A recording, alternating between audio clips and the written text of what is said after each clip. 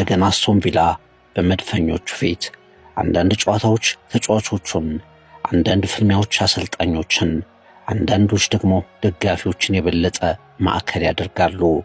ኤምሬትስ አርሰናል ከአስቶን ቪላ ሁሉን ነገር የሚመለከት በጥፍር ቆመው የሚከታተሉት ጨዋታ። ያ ስሜት ገና ወር እንኳ ሳይሞላው የመልሱ ጨዋታ በኤምሬትስ። ከዚያ ጨዋታ በኋላ መድፈኞቹ በእርግጥ ተከታታይ 5 ጨዋታዎችን በሁሉም ውድድሮች አሸንፈዋል። ግን ሙሉ ለሙሉ ከቀልባቸው አይደሉም። መልካም ነገራቸው አለመሸነፋቸው፣ ከደረጃው አናት ላይ ሆኖ መቀጠላቸው። አስቶን ቪላም 11 ጨዋታ ላይ ደርሷል። የማሸነፍ ጉዞውን በመቀጠል ከ111 ዓመታት በፊት በፈጸመው የጥሩ ጉዞ ታሪኩን እንደገና ደግሞታል። ማክሰኞ ምሽት በኤምሬትስ ያለፉ ጠባሳዎች ሳይሽሩ፣ የሚያስቆጨው ውጤት ስሜት ሳይረሳ፣ የበቀል ስሜት፣ የፕሪሚየር ሊጉ ኃያል ቡድን እኔ ነኝ የሚል ስሜት፣ የፕሪሚየር ሊጉ ይገባኛል የሚል መልእክት ለማስተላለፍ የሚደረግ ፍልሚያ ነው።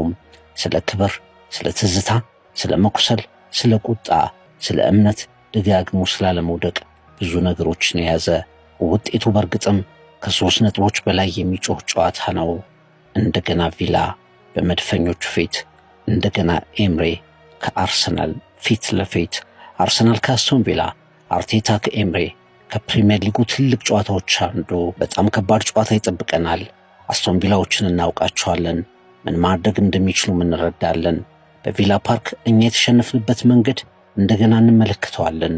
አሻሽለን ልንተገብራቸው የሚገቡን አንዳንድ ነገሮችን በተመለከተ ሐሳብ አለኝ። በቪላ ፓርክ የተመዘገበው ውጤት ለመቀበል ከባድ ነው። የተሸነፍንበት መንገድ፣ ጎሉ የገባበት ሰዓት ፈጽመው ለመቀበል አስቸጋሪ ነው። ግን ደግሞ ተመረንበታል። ሚኬል አርቴታ ከጨዋታው በፊት የሰጠው አስተያየት ነው። በእርግጥ አርሰናል ከአስቶን ቪላ በኋላ ወልቭስን፣ ክለብ ብሩገን፣ ኤቨርተንን፣ ክሪስታል ፓላስንና ብራይተንን ቢያሸንፍም ቀላል የማይባሉ ጎሎች በተጋጣሚ ተጫዋቾች እየተቆጠሩለት የመጨረሻ ደቂቃዎችን ነፍስ ውጪ ነፍስ ግቢ በሆነ ጭንቀት ውስጥ ደጋፊዎችን እየከተተም ጭምር ነው። በኤምሬትስ አስቶን ቪላን ተበቅሎ ይህንን ተከታታይ ጭንቀት እንዲደመደም ደጋፊዎቹ ከምንም በላይ ይፈልጋሉ። አስቶን ቪላን በተለይ አሁን እየበረረ ያለውን አስቶን ቪላን ማሸነፍ አንድን ተጋጣሚ ማሸነፍ ጉዳይ ብቻ እንዳልሆነ መድፈኞቹ ጠንቅቀው ያውቃሉ። ኤምሬትስ ላይ ድጋሚ ጉዳት እንዲያደርስባቸው እድል መስጠት የለባቸውም። መድፈኞቹ ከቻሉ ቪላን አፈራርሰው ማሸነፍ አለባቸው።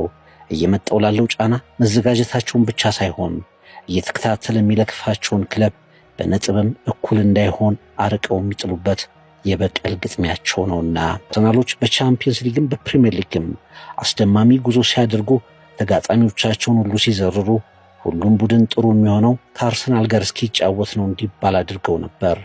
ቪላዎች ግን የአርሰናልን ፈተናም ዘለው ይህን ላለመፍቀድና የፕሪሚየር ሊግ ጉዟቸውን የበለጠ ለማቃናት መድፈኞቹ ከአስቶን ቪላዎች ፊት ኤምሬትስ ላይ ሁሉን እየፈጸሙ ይዋደቃሉ ተብሎ ይጠበቃል። ኤምሬትስ አርሰናል ከአስቶን ቪላ ሁሉን ነገር የሚመለከት በጥፍር ቆመው የሚከታተሉት ጨዋታ። አርሰናል አስቶን ቪላን እስኪገጥም ከሊቨርፑል ውጭ አንድም ቡድን ከአርሰናል 3 ነጥብ አልወሰደም ነበር። ከሰንደርላንድ ውጭም የትኛውን ቡድን 2 ጎል መድፈኞቹ ላይ አላስቆጠረም። ጥሩ ባይሆን እንኳ የማይሸነፍ የባለፉ የውጤት ጸጸቶች ያደነደኑት ቢገባበት የማይሸበር ቢያገባ የማይደንቀው ቡድን ነበር።